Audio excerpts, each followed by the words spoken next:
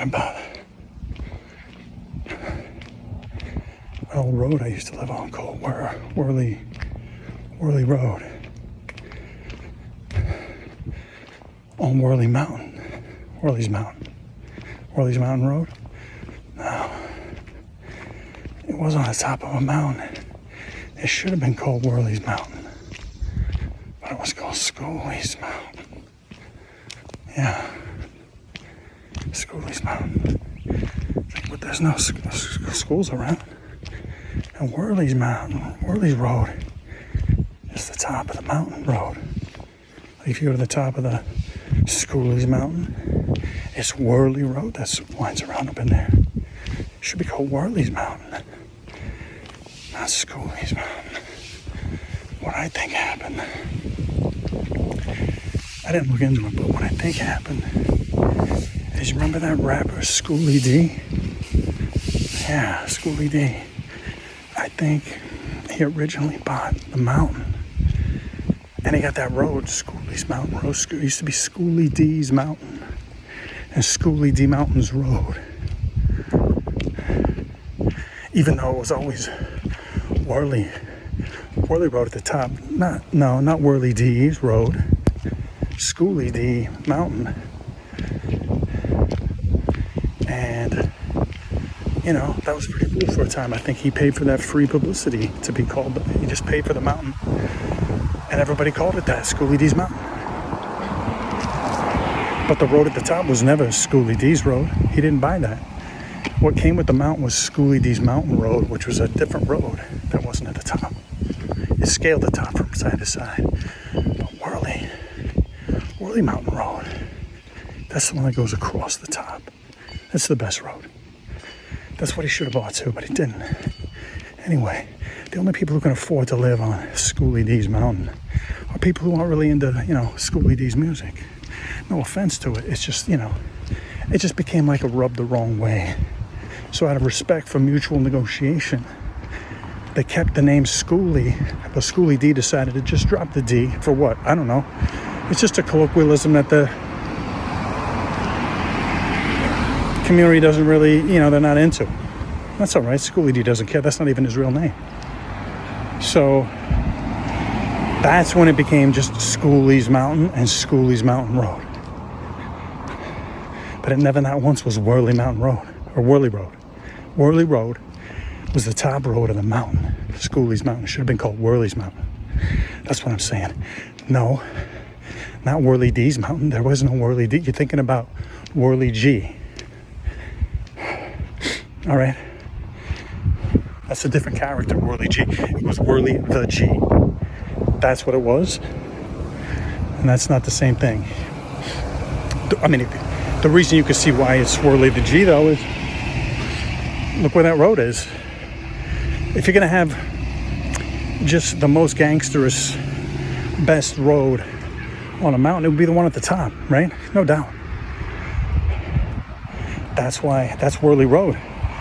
It was never Wehrli the G's road, but that's part of why Wehrli is the G, because it was named after Wehrli.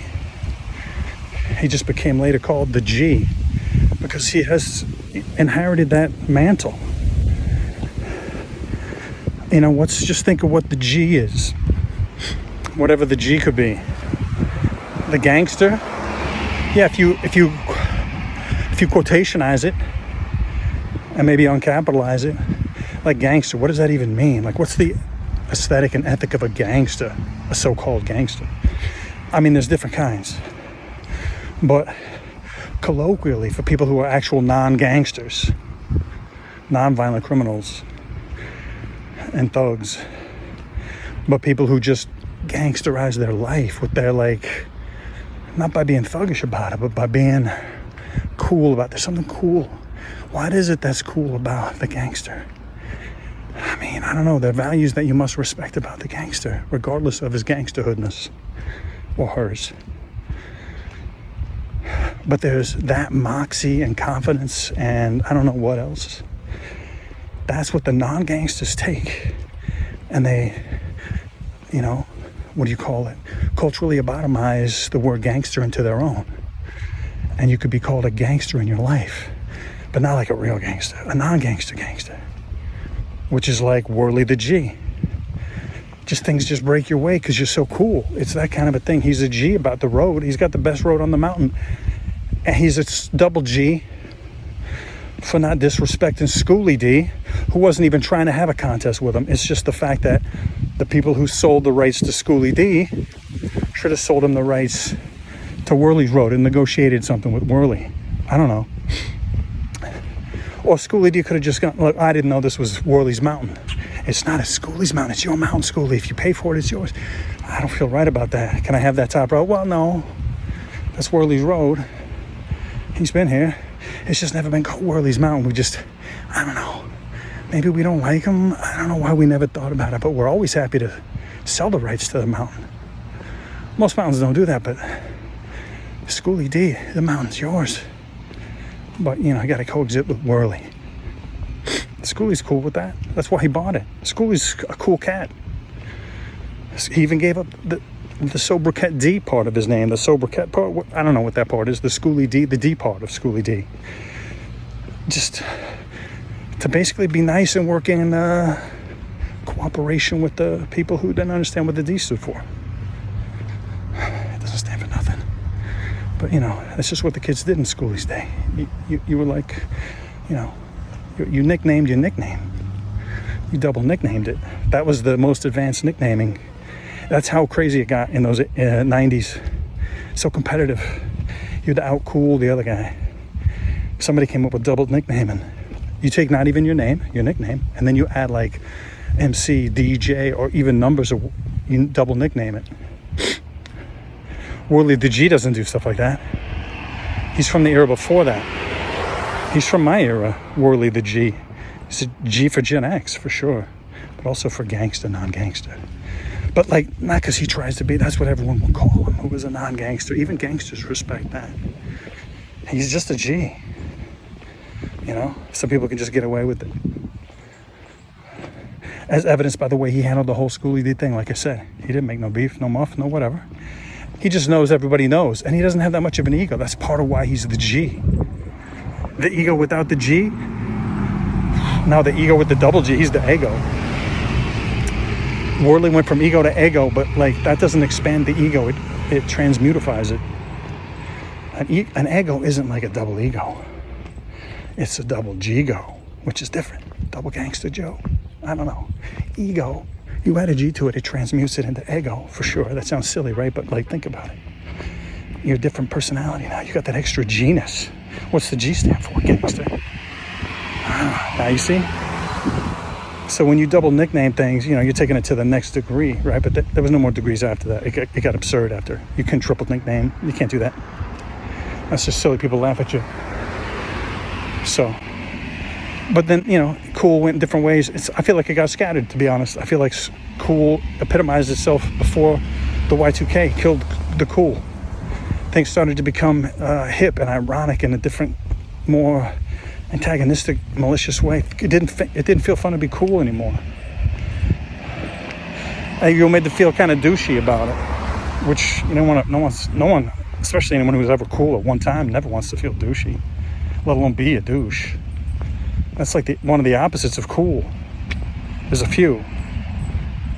So I don't know what happened with the Y2K and cool. It started to become less relevant. But like, it's sad because there's some really cool things with cool, right? Like the soul part of it, the swagger part of it, like the confidence part of it, like the self-esteem, basic goodness of life. The whole reason for this video was me talking about, which you don't know, but now you know. Now you're about to know. You could if I kept talking about it, or was about to start talking about it. I mean, which is I lost track. That's what happens when I goof around too much. Damn it. I'll just have to edit that out if I can't remember in the next minute or so. Yeah, I lost my whole train there. That was it. You just saw it. That was a Deckard train wreck. You've heard of DJs train wrecking, you know, when they try to mix two songs they don't got the beats matched. And they just can't ever recover. And it's just this catastrophe of cacophonies. Yeah, train wreck. That's what I just had. Anyway, I'll regain it. It sure is hot out here. So hot I can't even remember what I was talking about.